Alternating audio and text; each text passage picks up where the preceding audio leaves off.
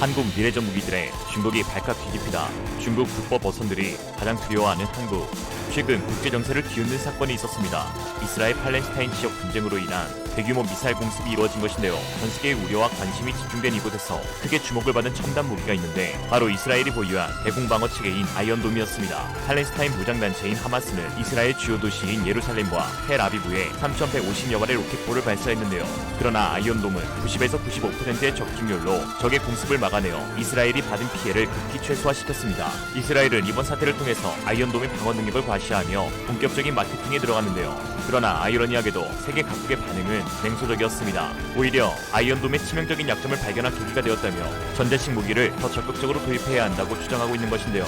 아이언돔의 방어 능력은 실로 대단하지만 운용 예산이 어마어마해 보다 저렴하고 효율적인 레이저 무기 도입을 해야 한다는 것이죠. 아이언돔의 주 요격 대상은 하마스가 마르고 닳도록 써대는 가삼 로켓입니다. 높은 수준의 요격률을 자랑하는 아이언돔이지만 한 발에 수십만원 수준인 가삼 로켓을 요격하기 위해서 한 발에 5천만 원이나 하는 아이언돔 요격 미사일을 쓰는 것은 재정적으로 큰 부담이 될 수밖에 없는 것이죠. 가삼 로켓 한 발이 80만 원 정도 한다는 걸 생각해보면 로켓과 미사일의 비율을 1대1로 계산해봐도 방어자가 공격자보다 63배의 비용을 들인다는 것인데 이 정도 돈을 소비하게 하는 것만으로도 하마스의 로켓 기습 공격이 충분한 값어치를 하는 것으로 보여집니다. 결국 세계 각국은 다른 대안을 찾아 나섰는데요. 바로 전자무기 체계로 첨단 요격 무기라고 할 수 있는 레이저 요격 시스템입니다. 레이저는 빛의 속도로 발사되기 때문에 사실상 회피가 불가능하고 탄환이나 포탄처럼 포물선으로 날아가지 않고 직진하기 때문에 정확성이 매우 뛰어납니다. 거기에 아이언돔과 달리 가성비 면에서 큰 메리트가 있는데요. 출력에 따라 차이가 있지만 레이저는 한 발에 1,000에서 2,000원 정도의 비용밖에 들지 않습니다. 현재 세계적으로 차세대 무기로 손꼽히는 레이저 무기에 앞장서고 있는 나라는 미국과 이스라엘, 중국, 그리고 한국입니다. 이미 한국은 지난해 9월 충남 태안에 있는 국가연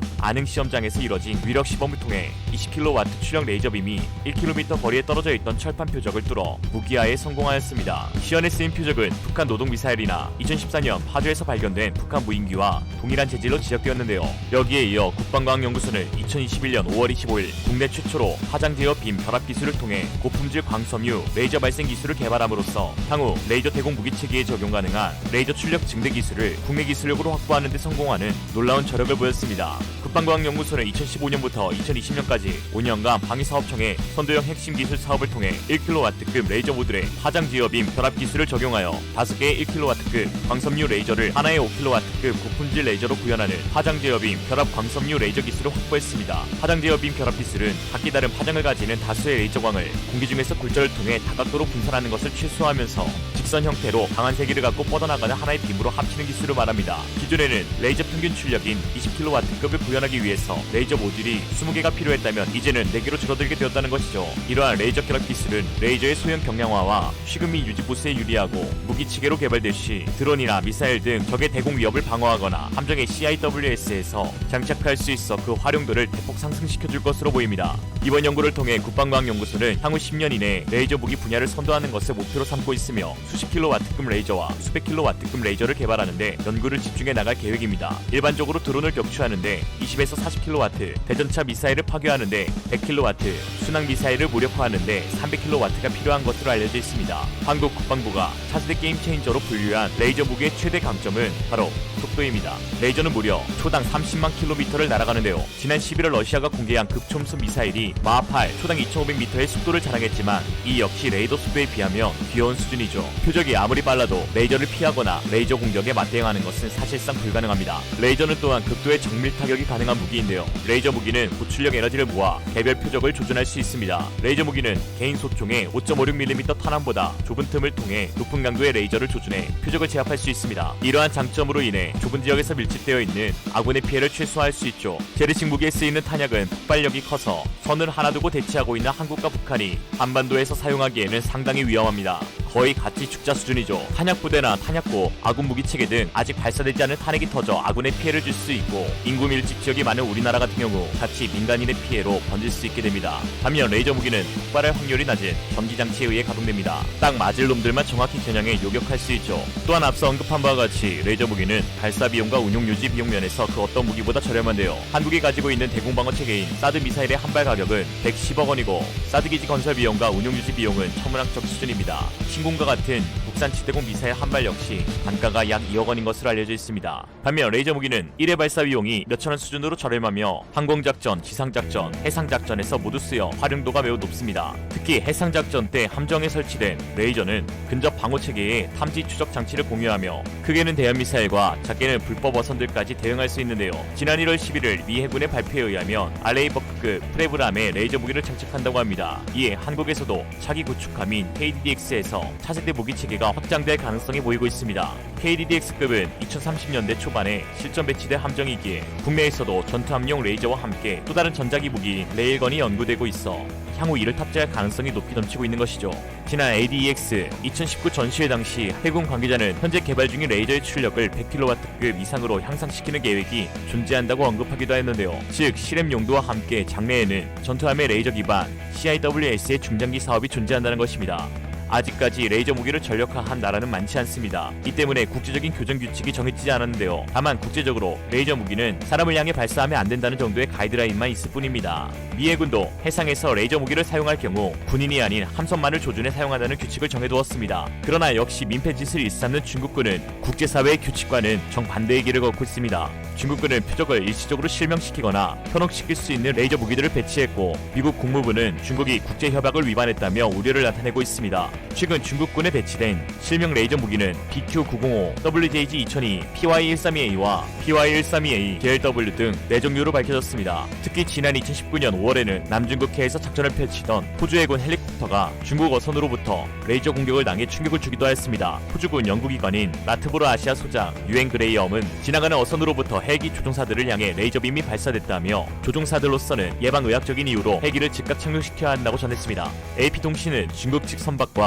타국 항공기간 레이저 신경전이 처음은 아니라고 전했는데요. 2018년에도 아프리카 지부티에서 미국 측은 자국 항공기를 향해 중국이 레이저를 쏘았고 이로 인해 미국인 조종사 2명이 눈에 경상을 입었다고 밝혔습니다. 인간 같지 않은 것들. 중국이 영유권 분쟁 지역이나 조업 갈등이 벌어지는 해역에서 무력을 행사하기 위해 준군사 조직인 해상민병대를 활용하고 있는데요. 해상민병은 18세에서 35세 어민들이 의무적으로 가입하게 되어 있고 그 수는 약 30만 명 규모로 추정됩니다. 이들은 평소 생업에 종사하면서 한편으로는 훈련, 물자운반, 해상시위 등 군사적 활동을 수행하거나 해군 해경의 정보원 역할을 하는 것으로 나타났습니다. 이게 군대가 아니고 뭐겠습니까? 적극 처단해야죠. 이에 군에서는 한국의 레이저 무기의 개발이 가속화됨에 따라 해경함정, 구축함, 위그선 등의 공격용 레이저 무기를 장착해 서해에서 불법으로 어업 활동을 하고 있는 중국 선박에 대항할 계획을 구상 중에 있습니다. 올해는 유독 중국 어선이 서해에서 많이 관측되고 있습니다. 3월부터 하루 평균 100척이 넘는 중국 어선이 출몰하더니 4월에는 하루 평균 180척이 기록되고 있습니다. 지난해 같은 달과 비교했을 때 3배 가까이 많은 수치입니다. 지난 5년간 통계를 봐도 올해는 유독 눈에 크게 띄었습니다. 더 이상 중국 조업 어선들은 민간 어선이 아닌 군사적 위협을 가하는 함정과 다를 바 없습니다. 2011년 12월 12일 경찰 특공대 출신이던 이청호 경장은 대한민국의 영예를 지키다 불법 조업을 하던 중국 어선 선장이 휘두른 흉기에 찔려 41살의 나이로 순직하였습니다. 당시 네티즌들은 계속되는 중국 선원들의 비상식적이고 불법적인 행동에도 적절한 대응을 취하지 않은 채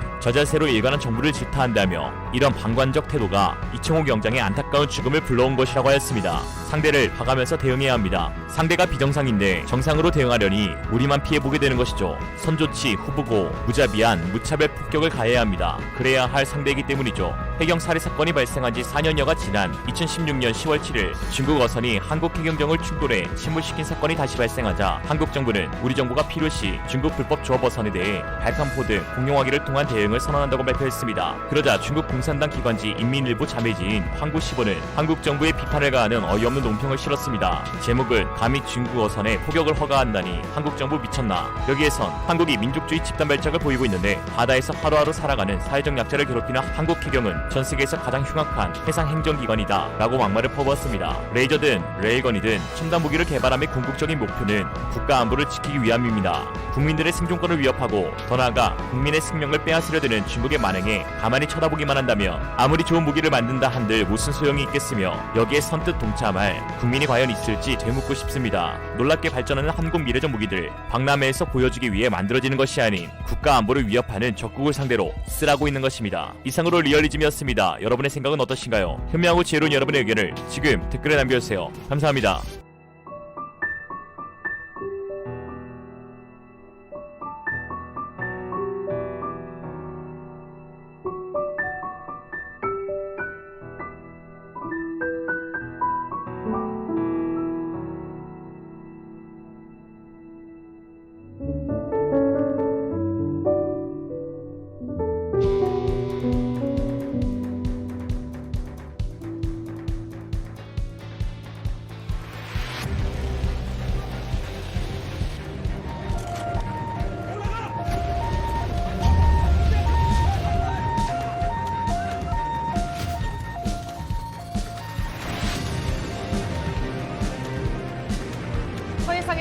수업 중인 중국어선을 납포하는 과정에서 해경 특공대원 2명이 중국인 선장에 휘두른 흉기에 찔렸습니다. 헬리콥터를 동원해 병원으로 후송했지만 상처가 깊었던 대원 1명은 끝내 숨졌습니다.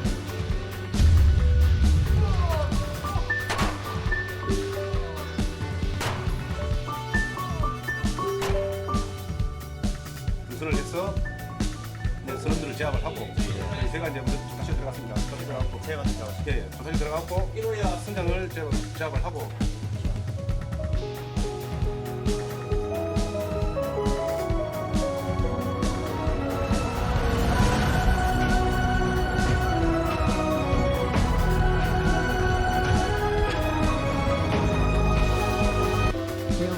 한국